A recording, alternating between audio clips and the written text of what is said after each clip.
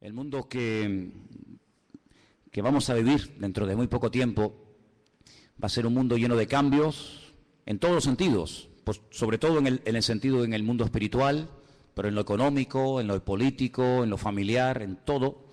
Y por eso les anunciaba el jueves que yo quería hoy hablar de algo que se ha estado comentando en estos días y que cada vez vamos a oír hablar más, y es del famoso nuevo orden mundial, ¿eh?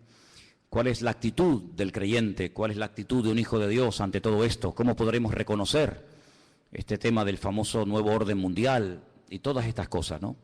Vamos a leer unos cuantos textos de la Biblia, porque yo quiero que la Biblia sea la que habla tu vida, ¿eh? Que la palabra sea la que habla tu corazón y te convenza y te muestre la palabra, el camino correcto, que te ilumine la palabra, y después tú tendrás que tomar tus propias decisiones.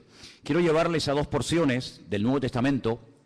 Una de ellas se encuentra en el capítulo 13 del libro del Apocalipsis. Después volveremos a la segunda porción, que precisamente es la parte de la que nos leía nuestro hermano Maico esta tarde.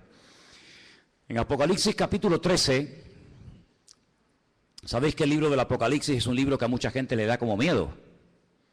Y algunas personas dicen, no lo leo porque no lo entiendo. Pero sin embargo el libro del Apocalipsis no se escribió para confundir a nadie, sino todo lo contrario. Se escribió para aclarar dudas, se escribió para que la gente no tuviera miedo, sino que tuviera paz y tuviera tranquilidad. Es cierto que tenemos en nuestras manos un libro que tiene un lenguaje simbólico, un lenguaje donde a veces pues no entendemos a priori lo que nos quiere decir la palabra, porque, ya te digo, está escrito entre comillas en clave. Algunos dicen que para que si este libro, esta información llegara a la mano de los inconversos, no lo entendieran, pero los creyentes tenemos la base, tenemos el fundamento bien puesto y podemos entender las cosas que dice el Apocalipsis. Y hay muchas cosas que habla este libro, pero en el capítulo 13 habla de lo que llama la Biblia las dos bestias. Dos bestias. La palabra bestia es Jehová. Y Jehová es una expresión que se utiliza para hablar de un animal que mete miedo, un animal que trae terror, pero al mismo tiempo un animal casi rayando lo mitológico, un animal que es una mezcla de realidad y de ficción. Y esa es la palabra que emplea la Biblia cuando habla de estos dos personajes. Capítulo 13, verso 1, dice así la palabra: me paré sobre la arena del mar y vi subir del mar una bestia que tenía, dice aquí, 7 cabezas y 10 cuernos. No hay ningún animal que hoy en día exista que sea así. Es algo totalmente metafórico, ¿no? En sus cuernos tenía 10 diademas y sobre sus cabezas un nombre blasfemo. La bestia que vi era semejante a un leopardo, pero sus pies eran como de oso y su boca como boca de león. Fíjate qué mezcla, ¿no? Y el dragón le dio poder, su trono y grande autoridad.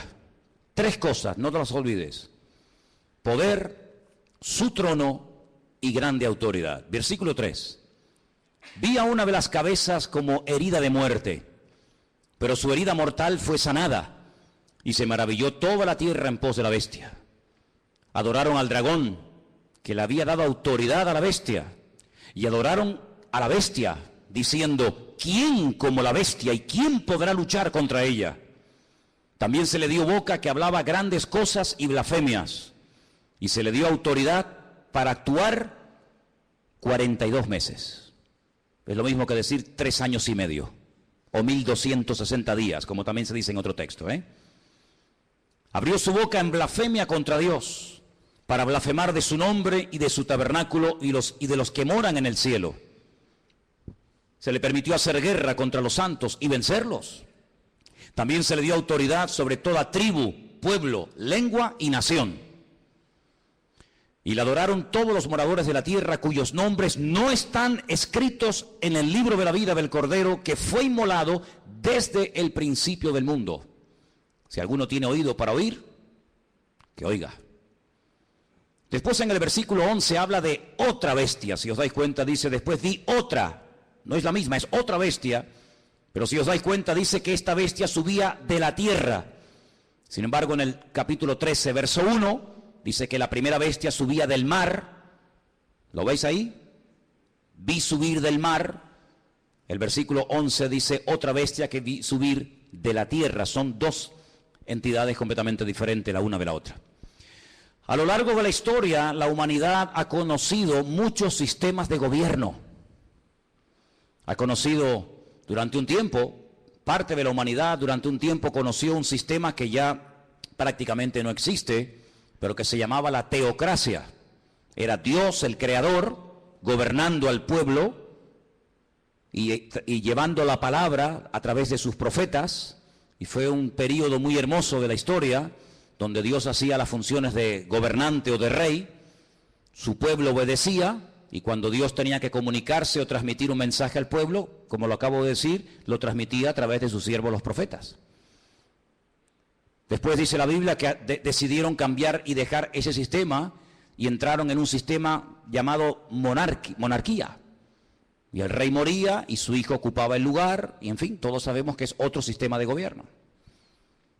El mundo ha conocido la monarquía, la teocracia, el comunismo, el capitalismo, la democracia, gobiernos de derechas, gobiernos de centro, gobiernos de izquierda, gobiernos comunistas, gobiernos socialistas. En fin, hay cantidad de formas de llevar a este mundo, pues, por distintos caminos.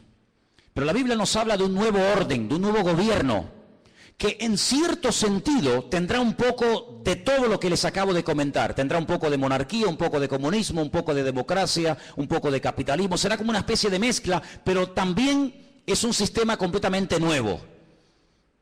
El hombre nunca ha visto ese sistema de gobierno que en los últimos tiempos se levantará, y se levantará del antiguo territorio que ocupó el Imperio Romano.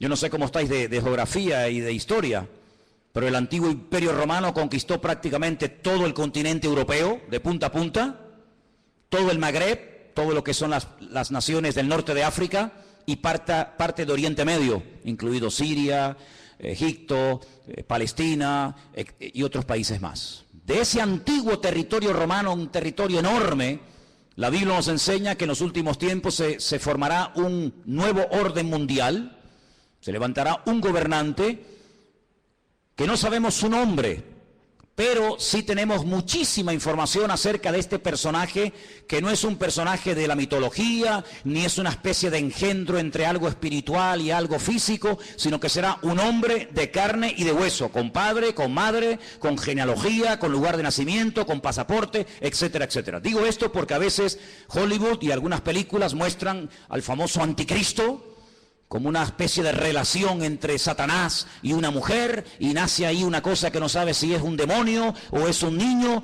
Olvídense de eso. El anticristo, y dicho sea de paso, el único en la Biblia que llama a este personaje el anticristo es el apóstol Juan. Esa palabra no aparece en ninguna parte de la Biblia, sino solamente cuando Juan habla de este personaje. Anticristo, alguien que se opone a Cristo, alguien que ocupa el lugar de Cristo, porque el anticristo no será un ateo. Satanás no es tonto. Satanás sabe perfectamente que lo espiritual siempre al hombre le tira, por un camino o por otro. Luego el anticristo no será un ateo, sino será una persona que caerá en lo más bajo que puede caer un ser humano, y es en la egolatría. Es pretender recibir adoración como si fuera un dios. Esto no es nada nuevo. Ya en Egipto, en Roma y en otros imperios se ha visto como el hombre ha querido ser adorado.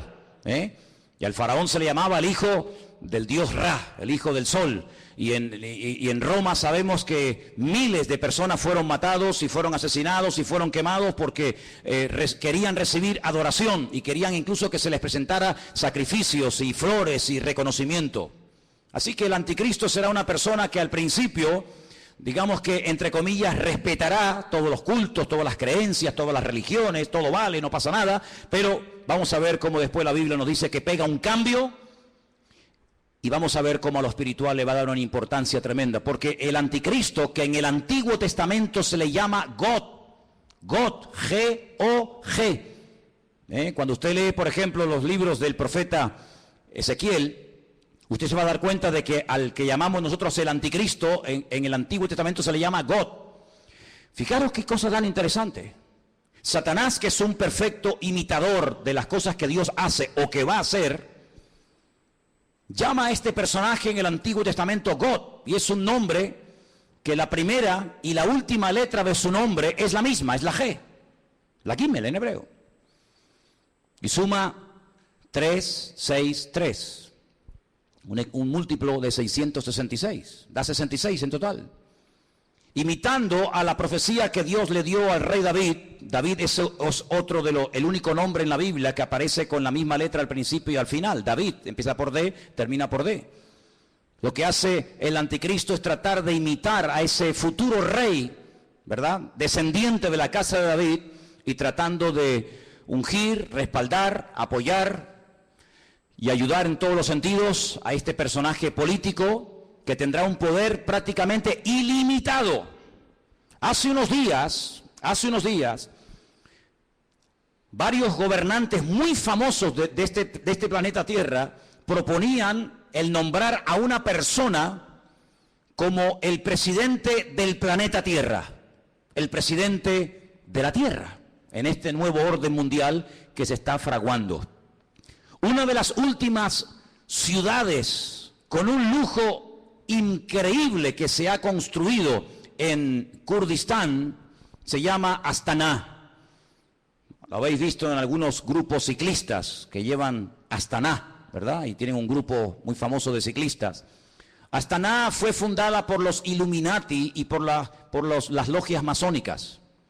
Todos los edificios y todos los símbolos de la ciudad de Astana en el Kurdistán, todos tienen que ver con símbolos masónicos y de los Illuminati. No voy a entrar demasiado en esto, pero los Illuminati son personas que pueden ser políticos, pueden ser presidentes de país, de gobiernos, pueden ser deportistas, pueden ser artistas, etcétera, etcétera. Y hablemos claro, son personas adoradores del diablo. En Israel hay una cueva que se llama la famosa cueva de Sedequías.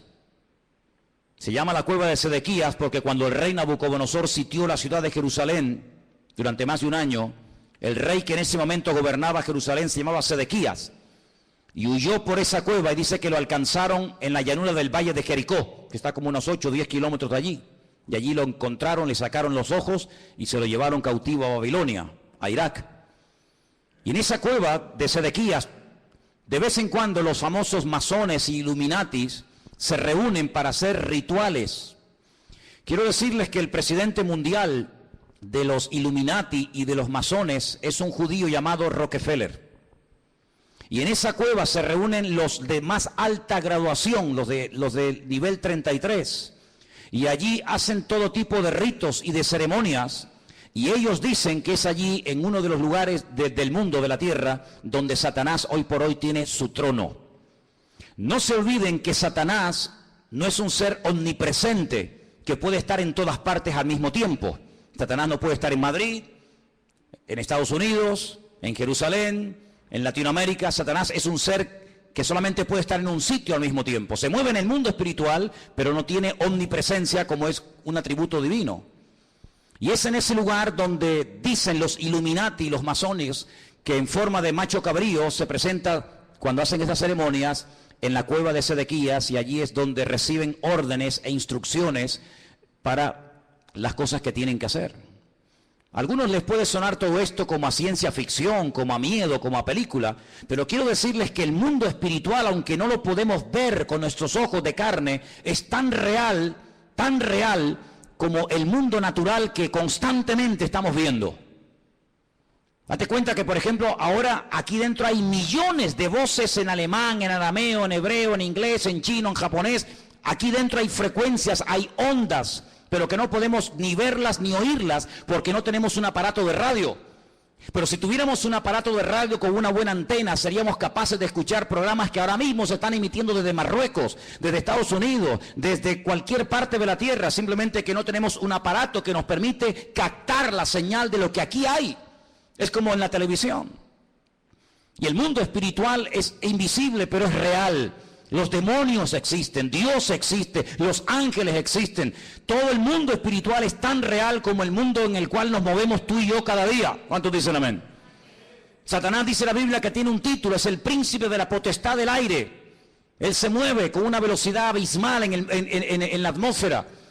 Y en ese lugar es donde Satanás hoy por hoy tiene su trono. Recuerden que en el libro del Apocalipsis, cuando el Señor le habla a una de las 7 iglesias, a una, no a las 7, a una le dice: aguanten, tengan paciencia, van a ser probados, van a tener dificultades, pero resistan, yo estoy con ustedes, porque yo sé dónde ustedes viven, donde Satanás tiene su trono. ¿Dónde tiene su trono Satanás hoy en día? Pues allí, en la ciudad de Jerusalén, es donde Satanás se mueve, porque sabe que la ciudad de Jerusalén es la ciudad más importante del mundo. Es la ciudad donde el Señor Jesucristo pasó la última semana de su vida. Es la ciudad donde Él instituyó lo que conocemos como la Santa Cena, el pan y el vino. Es el lugar donde murió. Es el lugar donde resucitó. Es el lugar donde ascendió. Es el lugar donde en el día de Pentecostés descendió el Espíritu Santo en forma como de lenguas de fuego que se asentaron sobre más de 100 y pico personas que estaban allí. Es el lugar donde Zacarías capítulo 14 dice que Él volverá por segunda vez y pondrá sus pies sobre el monte de los olivos, y el monte se partirá y desde allí gobernará a las naciones. Es el lugar donde dice la Biblia que todo ojo le verá y toda rodilla se doblará. Es el lugar donde vendrán los famosos 2 testigos del Apocalipsis. Es el lugar donde Dios tendrá su sede de gobierno. Es una ciudad mencionada en más de 3.500 ocasiones en la Biblia, en el Antiguo Testamento. Es una ciudad importantísima. Es un lugar donde se está orando permanentemente, de noche y de día, por esa ciudad, pero es un lugar también donde Satanás tiene puestos sus ojos, porque sabe lo que allí va a pasar y lo que allí ya está pasando. Así que el anticristo, no el falso profeta, sino el anticristo, el cuerno pequeño, como lo llama Daniel, el hombre de pecado, el hijo de desobediencia, el inicuo, esta persona cruel y despiadada, tendrá durante 3 años y medio un poder impresionante como no nos podemos ni imaginar. Esta es la última oportunidad que Satanás tiene para destruir a las naciones, para engañar al ser humano. Esta es la última oportunidad, la última bala en la recámara que le queda al diablo por hurtar, matar y destruir, dice la palabra de Dios. Así que se viene un sistema de gobierno que nunca en la vida el ser humano ha visto. Pero, como hemos leído, este hombre, este falso Cristo, este falso Mesías, el anticristo, dice la Biblia que hará alianza, escuchen bien, hará pacto y tendrá el respaldo económico y espiritual de un ente espiritual, por así decirlo, de un grupo religioso que la Biblia lo denomina la Gran Ramera o la Gran Babilonia. ¿Y quién es esta Gran Ramera? ¿Quién es la Gran Babilonia? Bueno, voy a leerles algunas cosas y ustedes lleguen a sus propias conclusiones. La Biblia dice en el libro del Apocalipsis, seguimos en Apocalipsis capítulo 17, que esta Gran Ramera, Babilonia, la madre de las rameras, que ha contaminado a toda la tierra, versículo 1 dice: vi a uno de los 7 ángeles que tenía las 7 copas y habló conmigo y me dijo: ven acá y te mostraré la sentencia contra la gran ramera, la que está sentada sobre muchas aguas. La palabra aguas en el libro del Apocalipsis no se refiere a agua, sino que la interpretación de aguas la tienen ustedes. Hacemos un pequeño salto en el 17:15. Vean la interpretación. Las aguas que has visto donde la ramera se sienta, ¿qué es? Son pueblos, muchedumbres, naciones y lenguas. Esa es la interpretación de la palabra aguas. Entonces, vino a mí uno de los 7 ángeles que tenía las 7 copas y habló conmigo y me dijo: ven acá y te mostraré la sentencia contra la gran ramera, la que se ha sentado sobre pueblos, muchedumbres, naciones y lenguas. ¿Veis cómo lo podéis entender mejor? Versículo 2. Con la cual han fornicado los reyes de la tierra y los moradores de la tierra se han embriagado con el vino de su fornicación. Me llevó el Señor en el espíritu al desierto. La palabra desierto en hebreo es Bamidbar, es el lugar donde Dios habla, en la soledad, en la quietud, en la calma, donde Dios saca a su pueblo para hablarle y revelarle cosas profundas de su corazón. Y dice que allí vio una mujer sentada sobre una bestia escarlata, llena de nombres de blasfemia, que tenía 7 cabezas y 10 cuernos. ¿Cómo estaba vestida esa mujer? Esa institución religiosa, ¿cómo se vestía? Dice que se vestía de púrpura. Interesante, ¿no? Y de escarlata. Estaba adornada de oro, de piedras preciosas, de perlas, y tenía en su mano un cáliz de oro lleno de abominaciones y de la inmundicia de su fornicación. Así se vestían sus ministros de púrpura y de escarlata, y tenía joyas y piedras preciosas en abundancia. Ahora, analicemos hoy en día en el espectro espiritual de nuestro planeta Tierra, vayamos una por una a ver quiénes pueden ser. Por ejemplo, ¿cómo visten los budistas? Si viéramos en este momento a un budista, seguramente lo veríamos con la cabeza rapada. Veo muchos budistas en esta tarde aquí. Iría seguramente, si tiene algo de pelo, con una especie de trenza. Iría con una túnica de color naranja. Ese es el color de los ministros budistas. No usan piedras preciosas, ni mucho menos. El mundo entero, las naciones de la tierra no han fornicado con el budismo. De hecho, en muchas naciones el budismo ni ha llegado, ni sabe la gente lo que es. Para muchos, Buda simplemente es una estatua de un señor con una panza muy gorda y nada más que eso. ¿Cómo visten, por ejemplo, los musulmanes? No visten de púrpura ni de escarlata. No han gobernado sobre todas las naciones de la tierra, sobre muchas sí, pero no sobre todas las naciones de la tierra. No tienen su sede, como después vamos a ver, en una ciudad más adelante. ¿Cómo visten los testigos de Jehová, los mormones? ¿Qué institución? Y no hace falta que lo digan. Se viste de púrpura y de escarlata y tiene piedras preciosas y riqueza en abundancia. ¿Cuál es el hombre que tiene más poder de convocatoria que simplemente con hacer así te junta 1 millón de personas en décimas de segundo? Un hombre que es capaz de ir a África, a América, a Japón, a la China, a Cuba, a cualquier país de la tierra. Es el hombre que tiene más poder de convocatoria que nadie, más que Obama, más que cualquier deportista. Hay un hombre que simplemente con hacer así junta como nada, 1 millón de personas, y los reyes de la tierra le tienen que besar la mano. Incluso el rey de España ha ido y se le ha inclinado. ¿Qué te parece, amigo? Y por si los datos te parecen cortos, en el versículo 18 dice: la mujer que has visto es la gran ciudad que reina, no que reinará, dice que reina sobre los reyes de la tierra. Allí donde la gran ramera tiene su sede.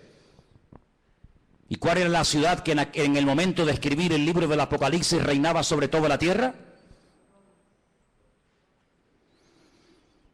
Si seguimos leyendo un poco más adelante, capítulo 17, versículo 8 dice: la bestia que has visto era y no es, y está para subir del abismo e ir a perdición, y los moradores de la tierra, aquellos nombres que no están escritos no están escritos de la fundación del mundo en el libro de la vida, se asombraron viendo a la bestia que era y que no es. Es increíble, amados hermanos, ver cómo el anticristo se hará de la fuerza política, económica y espiritual de esta institución religiosa que la Biblia nos enseña que harán uña y carne en los últimos tiempos. Ahora bien, este anticristo no podrá hacer lo que le da la gana, sino que tiene un periodo muy corto de tiempo para llevar a cabo, digamos, su plan maléfico, que número 1 consiste en destruir al Estado de Israel. Hay una obsesión, siempre había una obsesión contra el judío. El judío es el chivo expiatorio de la historia. Cuando en Alemania había crisis y cuando Alemania no levantaba cabeza, incluso había perdido territorio en la Primera Guerra Mundial, ¿a quién se le echó la culpa? A los judíos. ¿Quiénes pagaron los platos rotos en la Segunda Guerra Mundial? Fundamentalmente los judíos y otras personas también, pero mayoritariamente los judíos. Cada vez que hay un problema, cada vez que hay un conflicto, la culpa la tiene el judío. Hay centenares y centenares de libros que nos hablan acerca de que si no existiera ese pequeño país que tiene tan solo 300 kilómetros de largo, 22.000 kilómetros cuadrados, un país que prácticamente es que ni se ve en el mapa, un 0,7% de la población mundial, todos los problemas del mundo se solucionarían. Pero permítame decirles que durante la Primera Guerra Mundial Israel no existía y hubo una guerra mundial. Y durante la Segunda Guerra Mundial Israel no existía y se mataron 60 millones de personas en territorio europeo y esta gente no existía, no estaban allí como pueblo. Pero siempre se ha tratado de buscar una especie de chivo expiatorio al cual echarle la culpa de todos los problemas. Y hay muchos libros que dicen que si Israel no existiera, si ese país no existiera, si se arrasara completamente a esta gente, el mundo sería un mundo de paz, un mundo más equilibrado, un mundo donde no habría tantas guerras y rumores de guerras. Así que el primer objetivo de este personaje es ganarse la confianza del Estado de Israel. ¿Y cómo se ganará, según la Biblia, la confianza de los judíos para que durante un tiempo corto, pero al fin y al cabo un tiempo, lo apoyen? Pues muy fácilmente, permitiéndoles cumplir el sueño que todo judío tiene durante 2000 años. No lo han perdido jamás. Han estado de aquí para allá, los han matado, los han quemado, los han crucificado, les han hecho de todo, pero siempre han tenido una obsesión en la mente, y es poder volver a Jerusalén y poder volver a ver reconstruido el templo de Jerusalén. El templo de Jerusalén fue destruido en el año 70 por las tropas romanas, capitaneadas por Tito, el hijo de Vespasiano, y desde el año 70 de la era cristiana hasta hoy, allí no hay templo. Los romanos araron aquel lugar, le cambiaron el nombre a Jerusalén y le pusieron Aelia Capitolina, le cambiaron el nombre de Israel por Palestina, para que nunca más nadie se acordara que una vez hubo una ciudad en la historia de la humanidad llamada Jerusalén y un país llamado Israel. Pero todos sabemos que ese país ahí sí sigue existiendo. 7 guerras, ningún país moderno ha tenido que soportar 7 guerras, donde incluso ha tenido que pelear a veces hasta con 14 naciones a la vez. 14 naciones se han unido por tierra, por mar y por aire para destruir a esta gente, y en las 7 ocasiones no han podido hacerlo.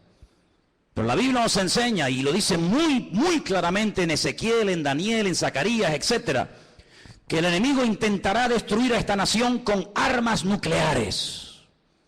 Y la palabra de Dios nos enseña que en un valle que está a las afueras de Jerusalén, llamado el Valle de Jezreel, o el Valle de Megido, se llevará a cabo una batalla tremenda que hasta la Biblia ya ha dado el nombre de dicha batalla, la famosa batalla de Armagedón. De hecho hay películas, ¿no?, que se llaman Armagedón. Y dice la Biblia que allí vendrán naciones de todas partes de la tierra. Atacarán por el norte, por el sur, por el este y por el oeste, por tierra, por mar y por aire. Y será un tiempo de angustia para Israel. La palabra de Dios nos enseña que más de 200 millones de soldados, escuchen bien, a Juan también le asombró, imagínate, nos asombra a nosotros escuchar esta cifra, imagínate a Juan hace 2000 años en la isla de Patmos escribiendo el Apocalipsis. 200 millones de soldados se unirán con un solo objetivo: destruir al pueblo de Israel. ¿Y por qué tanta obsesión por destruir a Israel? Lo he dicho muchas veces y lo vuelvo a repetir, por una sencilla razón. Porque el Dios creador, el único Dios que existe, el Dios de Abraham, el Dios de Isaac y el Dios de Jacob, ha prometido bajo juramento, con su mano levantada, que Israel nunca será destruida, que Dios peleará por ese pueblo. A pesar de sus defectos, a pesar de su desobediencia, a pesar de su rebeldía, Dios defenderá a muerte a ese pueblo. El país, la nación, el imperio que sea capaz de destruir a Israel demostrará, número 1, o que Dios miente o que Dios no existe. Si Dios ha prometido defender a Israel a muerte y que nunca ninguna nación, ningún pueblo, ningún país, ninguna arma forjada se podrá nunca levantar contra esta gente y ser destruida, si alguien logra destruir a Israel, si alguien logra botarlos al mar como intentó Jordania hace años atrás, pues simplemente demostrará que lo que Dios prometió era mentira, o que tal vez Dios ni siquiera existe, el Dios de ellos. Por lo tanto, el enemigo está tratando de demostrar por todos los medios habidos y por haber que Dios miente. Ya lo hizo en el principio de los tiempos, en el libro del Génesis. Cuando se acerca a la primera mujer, le dice: ¿por qué no comes? ¿Por qué no desobedeces a Dios? Y la mujer dijo: porque Dios nos dijo que si pecamos y si desobedecemos la ley de Dios, vamos a morir. Y Satanás le dice: Dios te ha mentido, no es verdad, tú no vas a morir. Lo que pasa es que Dios sabe que si comes de este árbol, si desobedeces a Dios, le harás la competencia, le harás sombra y serás otro Dios. Y eso Dios no quiere que ocurra. Y la Biblia nos enseña que aquella persona le creyó a diablo, le creyó a Satanás y le creyó a la mentira. Y así como la verdad te hace libre, la mentira te esclaviza y te destruye. Por eso a lo largo de la historia, desde Caín hasta nuestros días, Satanás ha intentado destruir al pueblo de Israel, al Dios de Israel. ¿Por qué? Porque él quiere ser adorado y reconocido. Y el anticristo, este hombre, este líder político, exigirá que se le adore. Dice la Biblia que cuando el templo de Jerusalén sea reconstruido, y quiero decirles que he estado muchas veces en Israel, muchísimas veces, y cada vez que he ido he tenido la oportunidad y la bendición de poder ir al Museo del Templo, donde puedes ver absolutamente todo, salvo el arca del pacto. Ya está todo preparado, todo dispuesto, todo listo para que se reconstruya por tercera vez el famoso templo de Jerusalén, en el único lugar del mundo donde los judíos pueden construir un templo. Los judíos no son como los evangélicos que pueden construir iglesias en cualquier parte, o como los católicos que construyen catedrales en cualquier ciudad del mundo. El judío tiene la orden, la prohibición de no edificar ningún templo en ninguna parte de la tierra, salvo en el monte Moriah, donde miles de años atrás el patriarca Abraham subió a lo alto de esa montaña a sacrificar a su hijo. Y es en ese lugar donde Dios únicamente permite que se construya un templo, donde Él, dice la Biblia, que pondrá su gloria y su presencia para que todas las naciones de la tierra conozcan que Dios es uno, dice la palabra de Dios. ¿Por qué no lo hacen? Tienen poder para hacerlo. En 1967, en junio del 67, el 7 de junio del 67, la Biblia nos enseña, o la historia, perdón, nos enseña que las tropas de Israel entraron y conquistaron toda la ciudad de Jerusalén. No podían entrar en Jerusalén. Pero en el 67 tomaron toda la ciudad. Subieron a lo alto del monte, pero le dejaron hasta el día de hoy a Jordania que administre las explanadas del templo, donde está la famosa mezquita de Omar y la famosa mezquita de Al-Aqsa. Pero es allí donde algún día, dice la palabra de Dios, que el templo será reconstruido. Y a los 3 años de ser edificado ese templo, nos dice en Tesalonicenses, justo a los 3 años, este personaje entra al lugar santísimo, lo profana, y entonces exige que todo el mundo le adore y le reconozca como el único Dios. Quiero leerles en 2 de Tesalonicenses capítulo 2, versículo 1, escuchen bien la lectura. Dice el apóstol Pablo: con respecto a la venida de nuestro Señor Jesucristo, de eso está hablando, y nuestra reunión con Él, os rogamos, hermanos, que no os dejéis mover fácilmente de vuestro modo de pensar, ni os conturbéis, ni por espíritu, ni por palabra, ni por carta, como si fuera nuestra, en el sentido de que el día del Señor está cerca. Nadie os engañe en ninguna manera, porque no vendrá sin que antes venga la apostasía, el desmadre, el descontrol total y absoluto. En ese ambiente de desmadre, de descontrol, de guerras y rumores de guerra, de crisis y más crisis, en ese ambiente se levantará el anticristo. Porque viene ofreciendo paz, viene ofreciendo seguridad y viene ofreciendo estabilidad a un mundo que entrará en caos y entrará en picado y no habrá forma de solucionar el problema. Vendrá la apostasía. Dice la Biblia que en los últimos tiempos muchos que se llaman creyentes o cristianos o seguidores de Dios o de Cristo apostatarán de la fe, llegarán a escuchar hasta espíritus engañadores, espíritus malignos, llegarán a creer en cuanta cosa rara y extraña aparezca por el escenario, y se producirá un enfriamiento a nivel mundial por parte de muchos que se llaman creyentes. Dice, y el amor de muchos, a consecuencia de que se ha multiplicado la maldad, se enfriará.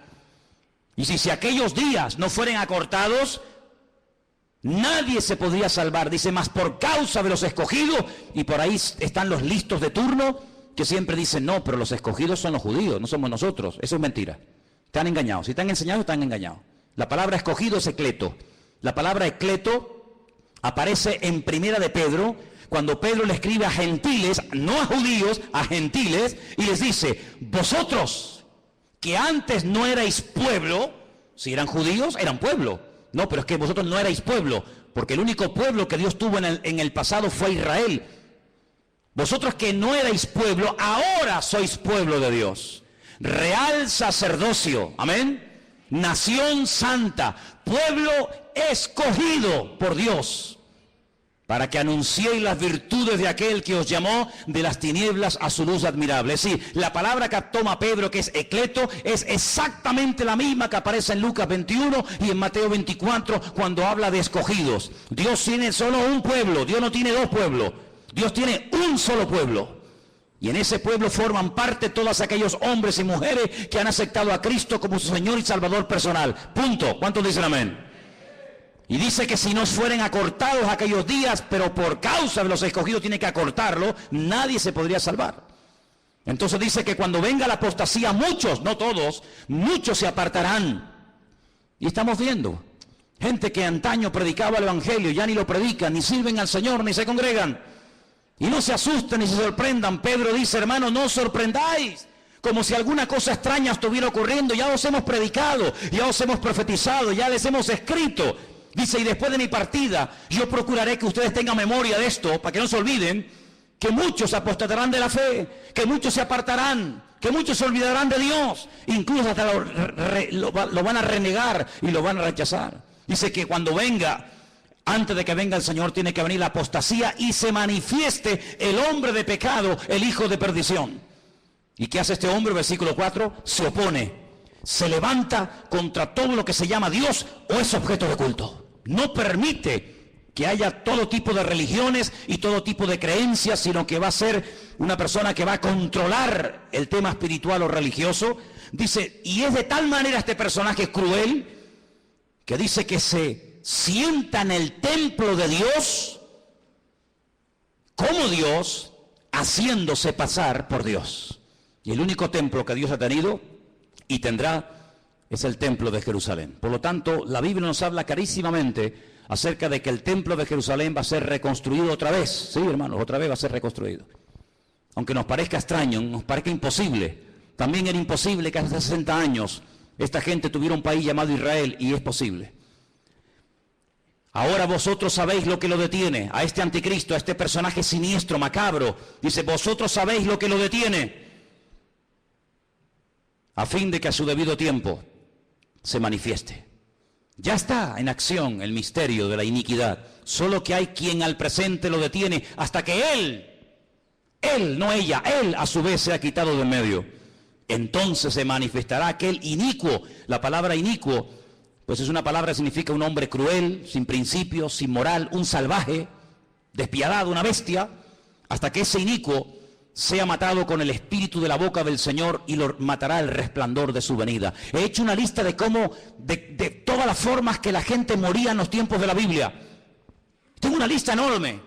Hay gente que murió comida por perros, gente que murió comida por gusanos, gente que murió crucificada, gente que murió apedreada, gente que murió quemada, gente que murió a palos, gente que murió clavados con un asta, empalados. Hay un montón de tipos de muertes en la Biblia, pero nadie ha muerto como morirá el anticristo. Dice que lo matará el resplandor de la venida de nuestro Señor Jesucristo. Así como el resplandor de la gloria del Señor tiró al suelo al apóstol Pablo y se convirtió y sirvió al Señor con toda su alma y con todo su corazón hasta el último minuto de su vida, el anticristo morirá no de forma natural, sino morirá por el resplandor de la gloria y de la presencia del Señor. Y dice la Biblia hasta dónde va a ser enterrado. Por ejemplo, si quieren saberlo, en Ezequiel 39, del 11 al 14, lean en casa este texto, repito, Ezequiel 39, del 11 al 14, y dice que allí, en Israel, en un valle, Dios le tiene preparada sepultura al anticristo para que todos los que pasen por aquel lugar sepan que hasta aquí, amigo, hasta aquí te permitió el Señor llegar, y aquí tienes sepultura para que todo el mundo que pase sepan que hasta aquí llegó tu fuerza y llegó tu capacidad. ¿Qué te parece? Así que este personaje es un personaje político, que tendrá el apoyo de esta institución llamada, según la Biblia, la Gran Ramera o la Gran Babilonia, y durante 3 años y medio atormentará a las naciones, durante 3 años y medio tratará de llevar a las naciones al auténtico desastre y al auténtico caos. Y hay muchos datos acerca de este personaje en la Biblia. Les voy a leer algunos. Se van a quedar sorprendidos lo que la Biblia nos dice acerca de este hombre. Por ejemplo, en capítulo 7 de Daniel, miren lo que dice acerca de este personaje, Daniel 7. Los 10 cuernos significan que aquel reino se levantarán 10 reyes, después se levantará otro, el cual dice será diferente, totalmente diferente. Hablará palabras contra el Altísimo, fíjate, está obsesionado con Dios. Hablará palabras contra el Altísimo, contra los santos del Altísimo y los quebrantará. Pensará, fíjate qué cosa, pensará en cambiar los tiempos y la ley. Hacer un calendario nuevo, leyes nuevas. Qué curioso que la semana pasada, a punto de que se firme este nuevo tratado de libre comercio, donde desaparecerán los aranceles y los impuestos que hay que pagar en la aduana, y podrán viajar las mercancías desde China a Estados Unidos, de Estados Unidos a Europa, de Europa a Oriente Medio, etcétera. Alguien dijo que ante estos cambios globales, mundiales, que están a punto de suceder en poco tiempo, donde se ha vuelto a reunir el famoso Club Bilderberg y muchos políticos han ido a Roma a hablar con el Papa, y donde el G7 se ha reunido otra vez como casi clandestinamente, porque están a punto de producirse y de firmarse acuerdos que van a cambiar el mundo en cuestión de días. Qué interesante que todo esto está ocurriendo aquí, en nuestras narices. Pero es interesante notar que en esa reunión alguien se levantó y dijo, y esto ha salido publicado en la prensa, que lo que hace falta es establecer un nuevo sistema también de justicia. Es decir, la justicia, las leyes, los abogados, los magistrados que tenemos en este momento no sirven, no pueden llegar a tener el control de la justicia que hace falta para estos cambios que se vienen. Hace falta otro tipo de jueces, otro tipo de abogados, otro tipo de fiscales. Qué curioso, cambiar las leyes. Una de las instituciones que el anticristo quiere cambiar es la justicia. Y quiere hacerlo lo más injusta posible. Parece que una paradoja, ¿no? La justicia que sea injusta. La ley del embudo, donde el que tiene cada vez tendrá más y donde el que no tiene cada vez tendrá menos. Querrá cambiar la justicia, la política, el orden social. Dice la Biblia que una de las cosas que harán los que tienen poder para dictar leyes es presentar leyes terribles como si fueran buenísimas. Y leyes que han sido buenísimas, que han preservado a las naciones de la destrucción, leyes con un principio moral, leyes con un principio de perdón, de misericordia, desaparecerán, y a lo malo lo presentarán como bueno y a lo bueno como malo. El jefe de todos los masones de Europa, Jacques Chirac, expresidente de la República de Francia, padre de la Constitución Europea, incluso ha llegado a proponer que en un ambiente de libertad, de igualdad, el ser humano puede llegar a casarse con un animal y hacer una ceremonia oficial donde si te enamoras de tu vaca o de tu perro te puedes casar con él, o si tu perro se enamora de ti no sé si le dirás sí o no. Y eso es lo que él ha llegado a proponer, que todos los seres humanos sean equiparados al nivel de las bestias, y donde un animal puede casarse con un hombre con un animal. Y cosas terribles. En la Biblia nos habla como de engendros, donde se mezcla la biotecnología, donde se mezcla lo físico, lo espiritual, y verás cosas que te he puesto que es un robot, un ser humano. Hay personas que ya están siendo operadas y se córtame las piernas y los brazos. Quiero otro tipo de piernas y de brazos, y ya están haciendo engendros y manipulaciones genéticas sin precedente en la historia de la humanidad. Qué curioso que la Biblia, desde el libro del principio de la Torá, prohibía todo tipo de mezclas y todo tipo de injertos y todo tipo de cambios, ¿verdad? Sin embargo, el hombre intentará cambiar los tiempos, intentará cambiar las leyes. Serán entregados en sus manos por tiempos y la mitad de un tiempo. Es lo mismo, 3 años y medio, 42 meses. Pero se levantará el juez con mayúscula, le quitará el dominio, será destruido y arruinado, y el reino y el dominio y la majestad y los reinos bajo el cielo serán entregados al pueblo de los santos, cuyo reino es reino eterno, y todos los dominios le servirán y le obedecerán al Rey de Reyes y al Señor de los Señores. ¿Cuántos dicen amén? Capítulo 8 nos da más datos sobre este hombre. Dice: y en cuanto al cuerno que fue quebrado, se levantaron otros 4 en su lugar. Significa que 4 reinos se levantarán de esa nación, aunque no con la fuerza de él. Estos 10 cuernos, constantemente, en esta tarde habéis oído 10 cuernos, 10 cuernos. Son 10 naciones que se van a unir en los últimos tiempos para pelear. Qué curioso que por primera vez en la historia ha habido una coalición de 10 naciones árabes que en este momento están atacando Yemen, en este momento están atacando Siria y otras naciones del Medio Oriente. 10 naciones, qué curioso, una coalición de 10 cuernos. Bueno, la Biblia le dijo a Abraham que 10 príncipes saldrían de sus lomos a través de Isaac, ¿verdad? Y dice en el capítulo 8, verso 23... al fin del reinado de estos, cuando los transgresores lleguen al colmo, se levantará un rey altivo de rostro y entendido en enigmas, imitando a Salomón, que dice que venían de todas las naciones de la tierra para hacerle preguntas difíciles, y a todo lo que le preguntaban él respondía. El anticristo tendrá una sabiduría impresionante, diabólica, pero la tendrá. No te olvides que el Señor, cuando creó a este ser tremendo, que no era en ese momento Satanás, sino un querubín, dice que lo dotó de una sabiduría espectacular, de una hermosura sin precedentes. Satanás es capaz de hablar en todos los idiomas de la tierra, de entender todas las cosas que jamás en la vida le podrán caber en el cerebro a ningún ser humano. Y todo eso se lo dará, dice la Biblia, poder, autoridad, respaldo, apoyo a este personaje. Verso 24, y su poder se fortalecerá, pero no con su fuerza propia. Causará grande ruina y prosperará. Qué curioso, por una parte causa ruina y por otra parte prospera. Qué tremendo que los que causan ruina a los demás siempre son prosperados ellos. Es interesante, ¿no? Causan ruinas, destruyen pueblos, saquean ciudades, hacen destrozo, pero estos que le arruinan la vida a millones de seres humanos, luego son los tipos más ricos del mundo. Y uno dice, ¿cómo es posible que este hombre que ha sido elegido por el pueblo, o se puso él teóricamente para ayudar al pueblo, no solamente nos complique la vida y nos arruine y nos mate, y encima el tipo este tenga fortunas en Suiza, sabe Dios dónde? Así será el anticristo. Hará arbitrariamente, es decir, hará lo que le da la gana. Destruirá a los fuertes y atacará al pueblo de los santos. Israel va a ser atacado, Israel lo sabe. En este momento solamente Irán, escuchen bien esto, solamente Irán. El otro día hubo una reunión a más alto nivel. La República iraní le dijo a Israel, si me atacas, Israel quiere atacar las centrales nucleares, porque Irán acaba de firmar un acuerdo donde permite que los observadores internacionales entren en instalaciones civiles, pero no en las militares. Insiste continuamente de que todo el arsenal que Rusia le está proporcionando de uranio es simplemente para hacerle la vida a los iraníes más fáciles, pero todo el mundo sabe, porque lo han dicho, no es nada que se oculte, porque lo han dicho, que el objetivo de ellos es literalmente hacer un festival nuclear en la ciudad de Jerusalén.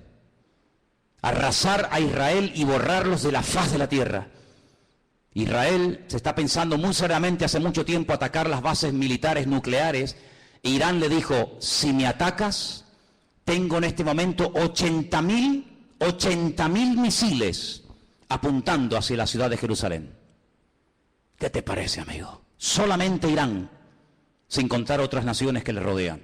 120 millones de enemigos contra 7 millones. Es una desproporción muy grande, ¿verdad? 120 millones contra 7 millones. Con su sagacidad hará prosperar el engaño. Todo lo que estamos viendo de corrupción, de engaño, de ladrones y sinvergüenzas que han saqueado y robado lo que les ha dado la gana, que entran por una puerta y salen por la otra, todo esto es simplemente un pequeño botón de muestra, como preparándonos psicológica y mentalmente para lo que viene. Dice que este hombre, con sagacidad, con trampas, con triquiñuelas, con mentiras, hará prosperar el engaño, se engrandecerá en su corazón y sin previo aviso atacará y destruirá a muchos. Estoy leyendo la Biblia, no estoy leyendo nada raro, estoy leyendo la Biblia. Se levantará contra el príncipe de los príncipes, pero será quebrantado, aunque no por mano humana. Fijaros cómo el enemigo ha ido adaptando la estrategia según los tiempos. Caín, el primer asesino, se levanta y mata a su hermano Abel, pero no mató ni a su padre, ni a su madre, ni al otro hermano. Dejó a más gente viva que los que realmente mató, ¿sí o no? Qué curioso, Caín mató a uno, pero dejó vivo a más gente. Cuando pasa el tiempo, dice la Biblia que otra persona que también tiene el mismo espíritu de Caín, pero elevado a la máxima potencia, va más allá y dice, en vez de matar a uno, matemos a todos, pero solamente a los varones. Y deja a todas las mujeres vivas. Sabemos también que Moisés se salvó y etcétera. Pero fíjate, Caín mató a uno, pero dejó vivos a otros. Pero Faraón quería matar a todos los varones, es decir, la muerte iba en aumento. Pero cuando no lo consiguió, el mismo espíritu de Caín que habitó en Faraón salpicó y se apoderó de aquel rey perverso de Amán, allí en los tiempos de la reina Esther, y dijo, no solamente a los hombres, sino a los hombres, a las mujeres, a los niños, y arrasemos con todo. Es decir, que no ha ido a menos, sino que la maldad siempre ha ido a más, siempre ha ido a más. Por lo tanto, todo lo que hemos visto a lo largo de la historia son simplemente pequeñas pinceladas de lo que le espera a esta tierra.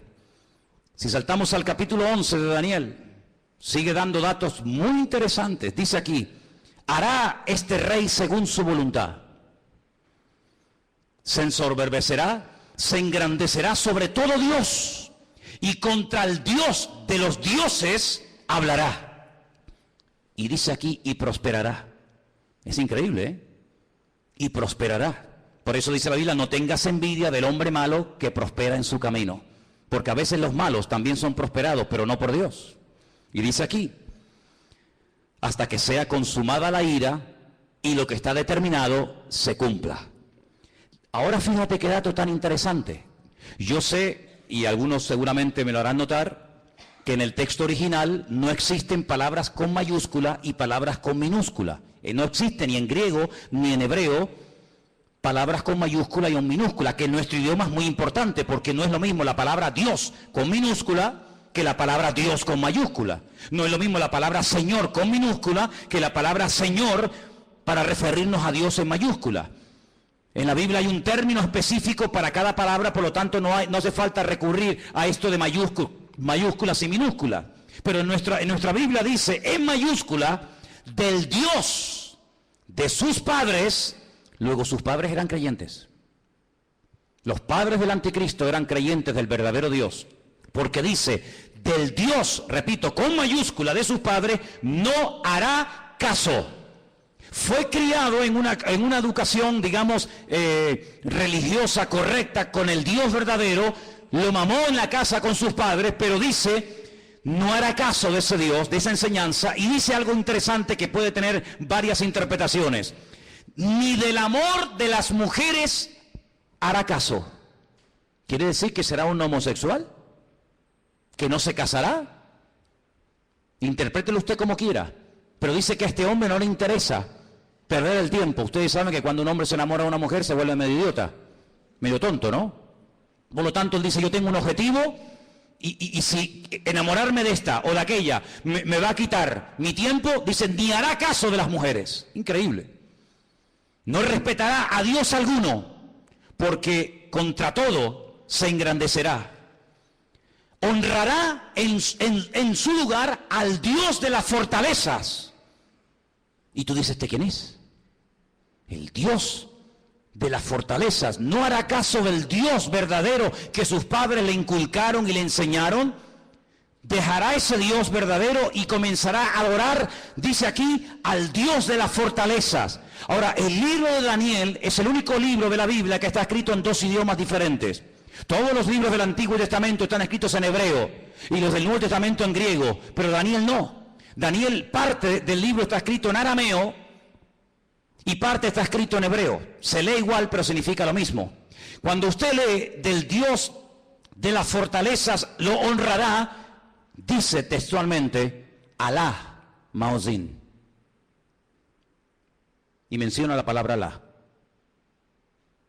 ¿Saben que las siguientes Biblias que se van a vender dentro de muy poco tiempo, que ya están en circulación en las iglesias evangélicas, dirá, por ejemplo, en el principio creó Alá los cielos y la tierra?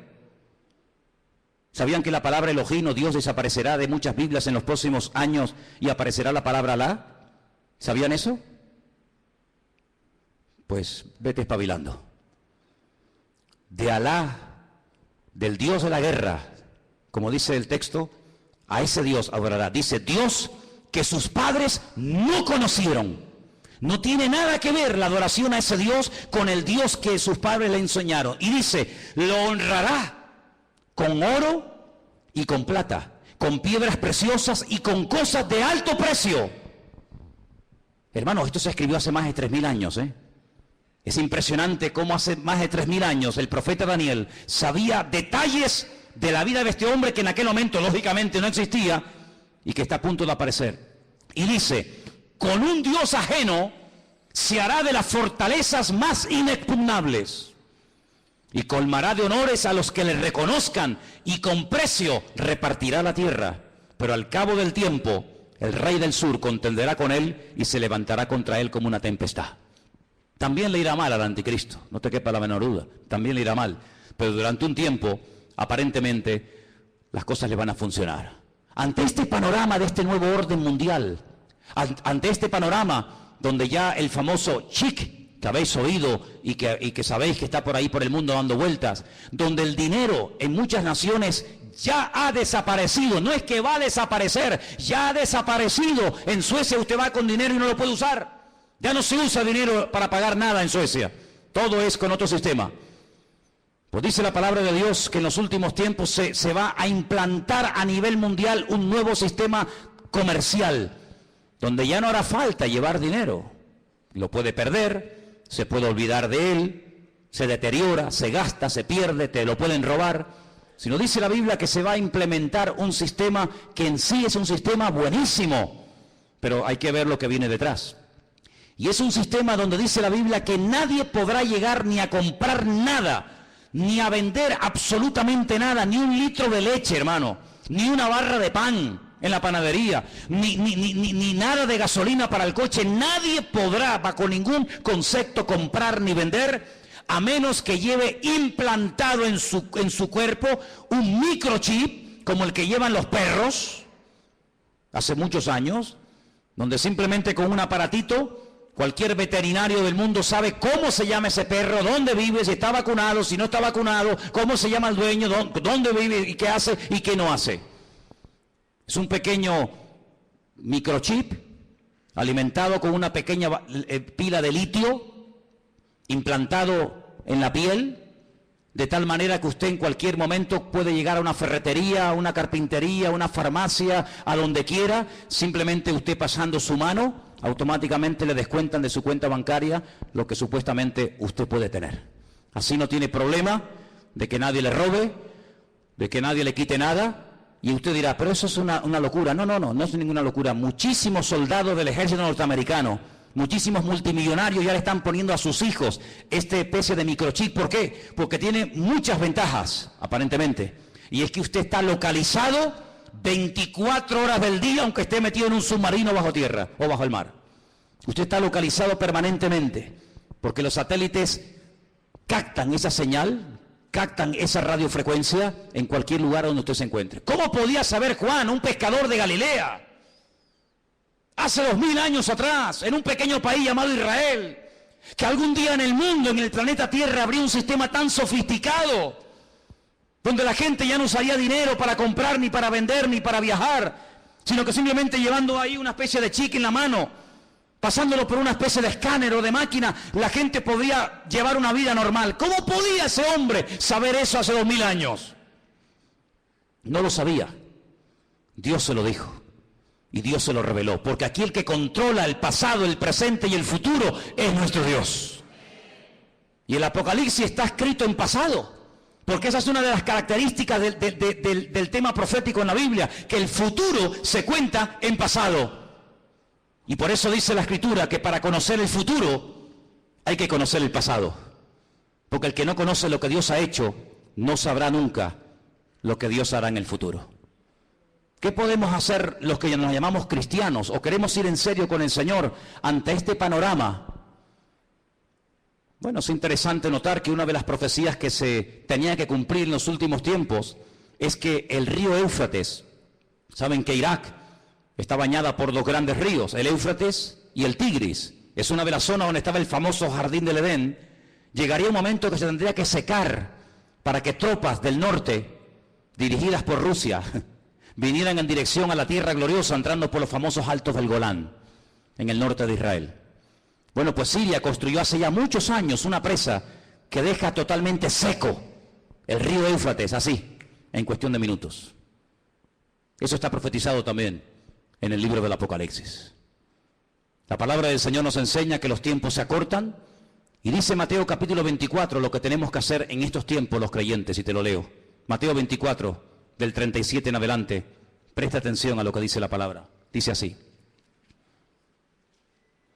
como en los días de Noé, así será la venida del Hijo del Hombre. Como en los días de Noé. ¿Cómo eran los días de Noé? ¿Cómo era su generación, sus vecinos, sus amigos? ¿Cómo vivía la gente en aquellos tiempos? Dice la Biblia que había violencia y agresividad por todas partes.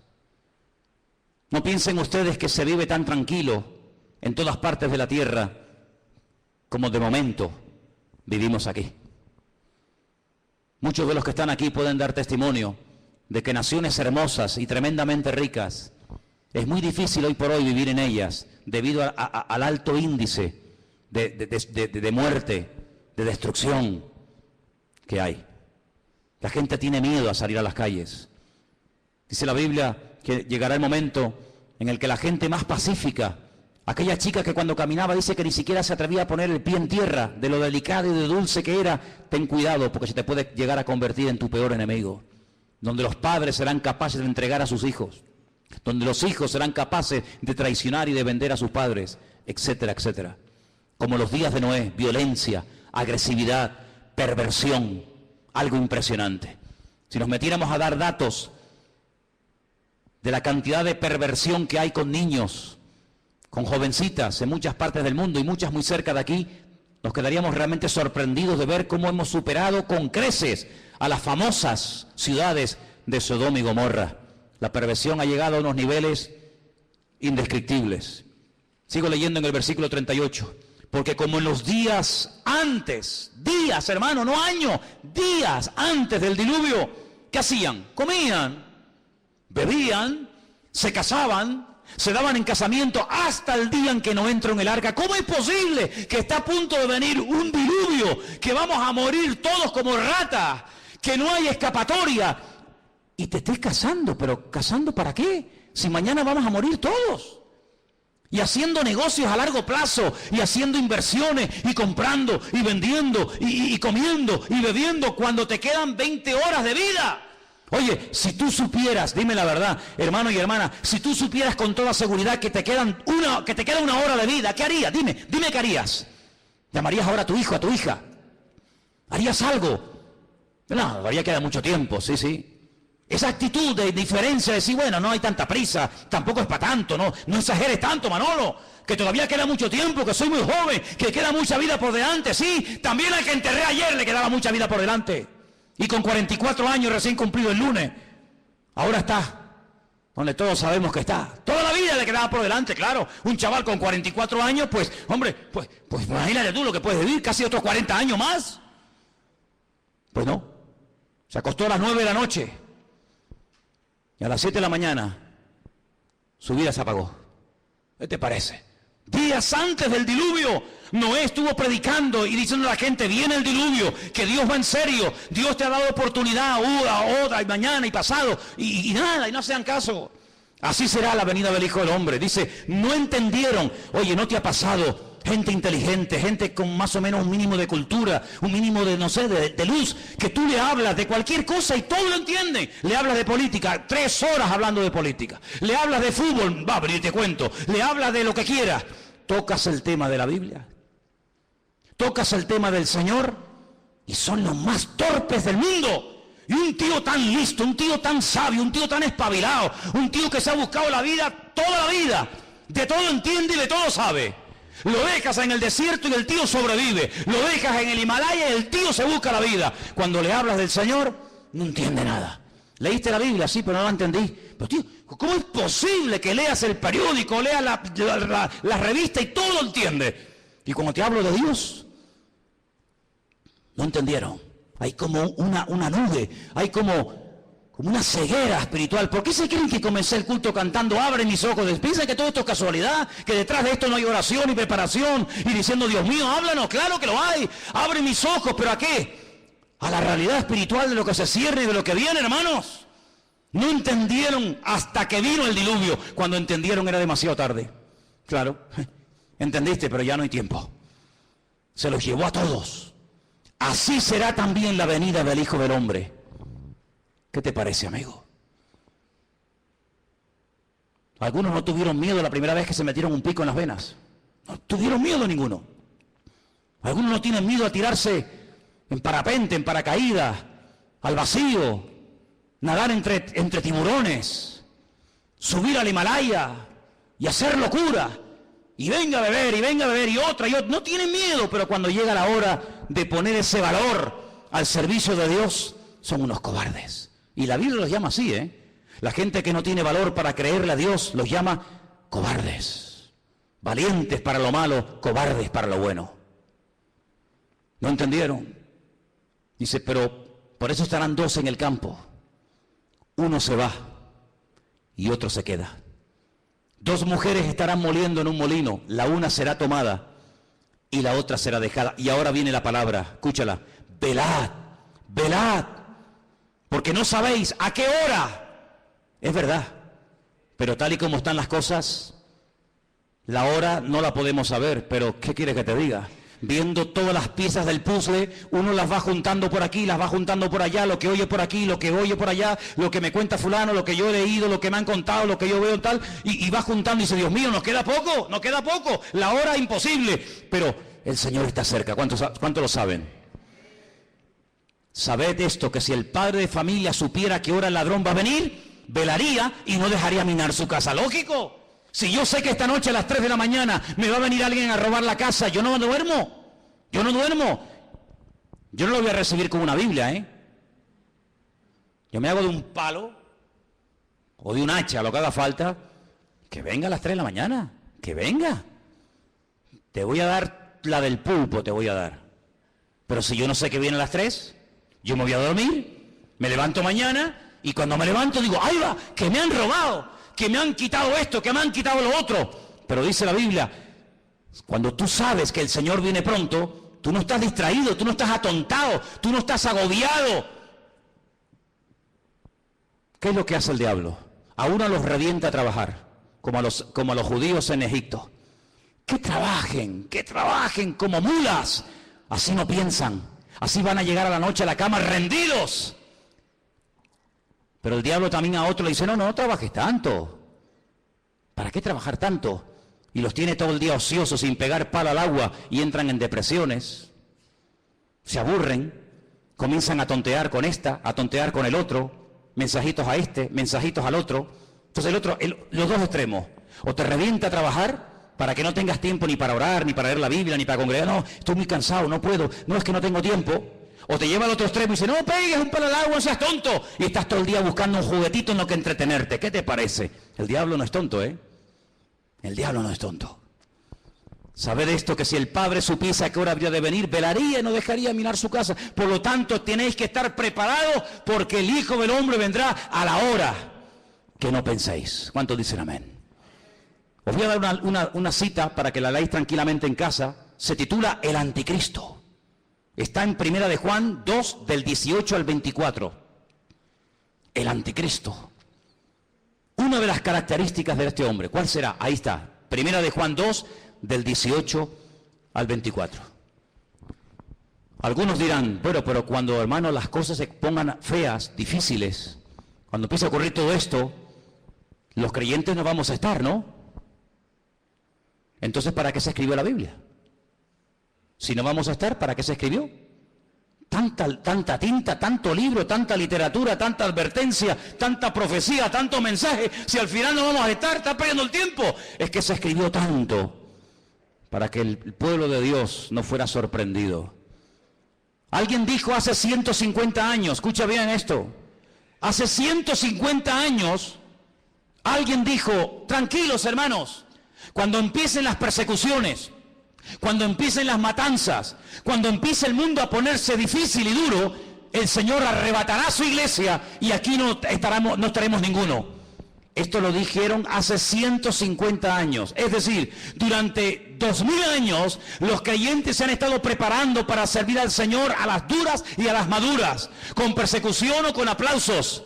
Pero claro, por ahí cayó en buena tierra, entre comillas, la enseñanza de que los creyentes no iban a estar en tiempos de persecución. Sin embargo, nuestros hermanos de Irak, de Siria, de Corea del Norte y de tantas y tantas naciones que están muriendo quemados, vivos, apaleados, crucificados, degollados como si fueran animales, ¿son ellos creyentes o no? ¿Estarán ellos en pecado y por eso Dios les paga así? Cuando dice la palabra de Dios que los mártires nos tienen que dar ejemplo a todos y a cada uno de nosotros. Por lo tanto, velemos y oremos, porque las cosas no van a ir a mejor. Todo esto de pactos, que si Podemos, que si el PP, que si... Hay algunos que son tan ingenuos, tan tontos, que creen que todo se va a solucionar a base de habla, que te habla y promete y te doy, y tú aquí y tú allá. El Señor dice, la maldad se multiplicará y le sorprenderá a todos, me da igual del signo que sean, como los dolores a la mujer que está a punto de dar a luz, dice, y no escaparán, sino que vendrá sobre ellos la destrucción repentina. Nosotros no tenemos la confianza puesta en el PP, yo por lo menos no, a lo mejor alguno aquí sí. Yo no confío ni en el PP, ni en el PSOE, ni en Ciudadanos, ni en el otro, ni el Melena, yo no confío en ninguno de ellos, porque todos son hijos del diablo. ¿O no? ¿O no? Porque estás conmigo o estás contra mí. ¿Cómo voy a poner yo mi confianza en el hombre? ¡Maldito el hombre que confía en el hombre! Nosotros ponemos nuestra confianza en el Señor, Dios Todopoderoso. Él no nos va a fallar. Estemos en el diluvio, estemos en la tormenta, estemos en la cárcel o estemos fuera, yo estaré contigo todos los días hasta el fin del mundo y nadie te podrá hacer frente en todos los días de tu vida. Eso es lo que nos dice el Señor y a eso tenemos que agarrarnos ahora más que nunca. Por eso llevo años diciendo cada semana, oh hermanos oremos, hermanos busquemos al Señor, métanse en la palabra, dejen de perder tiempo en tontería, no hagan planes que tú no... hablando de planes, ¿cuántos de los que están aquí tienen planes y meten al Señor en sus planes? Es que lo tenía aquí apuntado y no me puedo ir sin decirlo. ¿Incluyes a Dios en tus planes? A ver, ¿sí o no? Pues lo estás haciendo fatal. Fatal.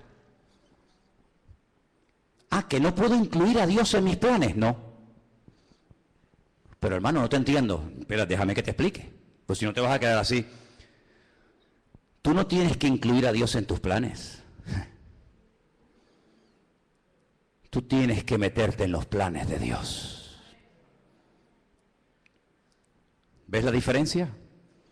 Yo tengo planes, quiero ser médico, quiero ser abogado, quiero estudiar 5 carreras, quiero casarme con un chico alto, guapo, rubio, maravilloso, que habla inglés, arameo, francés, chino, japonés, tenga un coche, un yate, un avión. Claro, esos son tus planes. Y Señor, me tienes que ayudar, me tienes que ayudar, amigo, Tú tienes tus planes, tus proyectos, y ahora me caso, y ahora me divorcio, y ahora compro, y ahora vendo, y ahora voy a la playa, y ahora voy al monte. Tú tienes tus planes y metes a Dios en tus planes. Te equivocas rotundamente, no has entendido nada.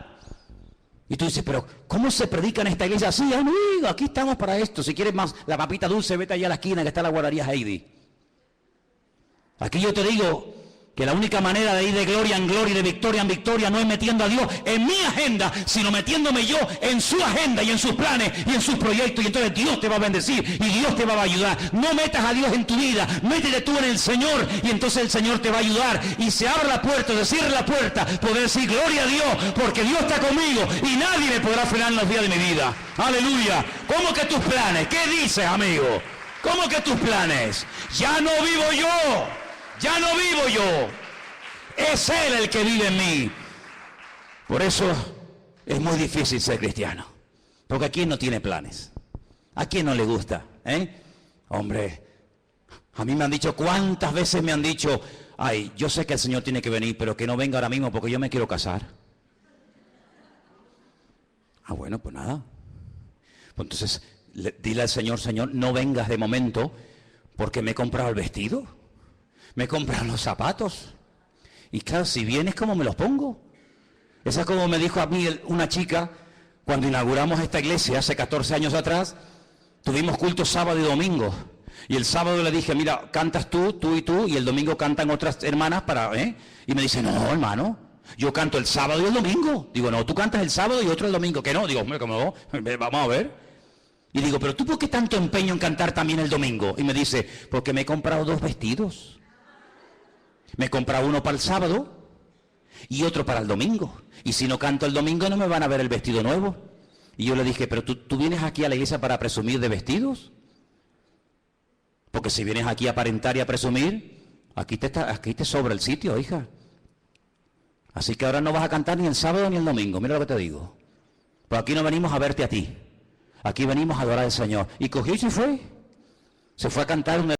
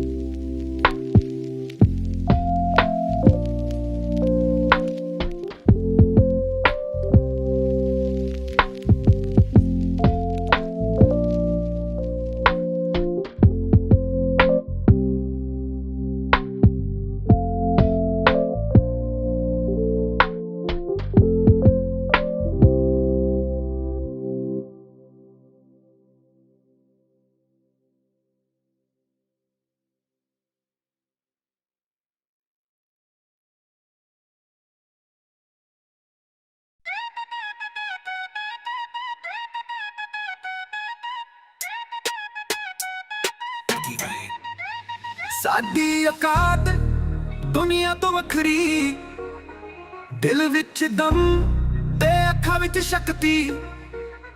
ਜਿੱਥੇ ਵੀ ਲੰਘੇ ਛੱਡ ਦੇ ਰੌਣਕ, ਪੰਗਾ ਲੈ ਕੇ ਵੇਖ ਕਰਦੇ ਸਭ ਨੂੰ ਸ਼ੌਕ। ਸਾਡੀ ਔਕਾਤ ਸਾਡੇ ਨਾਮ ਦਾ ਰਾਜ, ਚੱਲਦੇ ਜਿਹੜੇ ਵੀ ਬਣ ਜਾਵੇ ਅੰਦਾਜ਼। ਗੱਲਾਂ ਵੀ ਸਾਡੀ ਜ਼ਮੀਨ ਤੋਂ ਹਾਈ, ਸਾਡੀ ਔਕਾਤ ਕੋਈ ਨਾ ਕਰਦੇ ਟਰਾਈ। ਸ਼ਹਿਰ ਦੇ ਵਿੱਚ ਵੀ ਸਾਡੀਆਂ ਗੱਲਾਂ ਮਸ਼ਹੂਰ, ਸਾਡੀ ਚੱਲ ਚੱਲਦੀ ਜਿਵੇਂ ਹਵਾ ਦੀ ਧੂੜ। ਦਿਲ ਵੀ ਰੱਖਦੇ ਸਾਫ਼ ਤੇ ਵੱਡਾ, ਪਰ ਪੰਗਾ ਲਿਆ ਤਾਂ ਕਰਦੇ ਜੱਡਾ। ਸਾਡੀ ਔਕਾਤ ਸਾਡੇ ਨਾਮ ਦਾ ਰਾਜ, ਚੱਲਦੇ ਜਿਹੜੇ ਵੀ ਬਣ ਜਾਵੇ ਅੰਦਾਜ਼। ਗੱਲਾਂ ਵੀ ਸਾਡੀ ਜ਼ਮੀਨ ਤੋਂ ਹਾਈ, ਸਾਡੀ ਔਕਾਤ ਕੋਈ ਨਾ ਕਰਦੇ ਟਰਾਈ।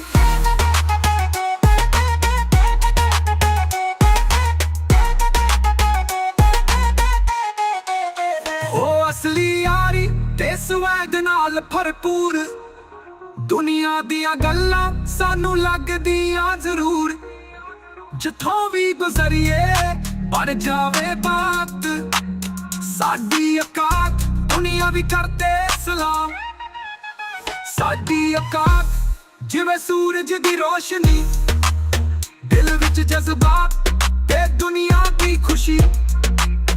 ਗੱਲਾਂ ਵੀ ਬਣੀਆਂ ਤੇ ਸਟਾਈਲ ਵੀ ਅਲੱਗ, ਸਾਡੀ ਔਕਾਤ ਦੁਨੀਆ ਵੀ ਕਰਦੇ ਨਜ਼ਦੀਕ।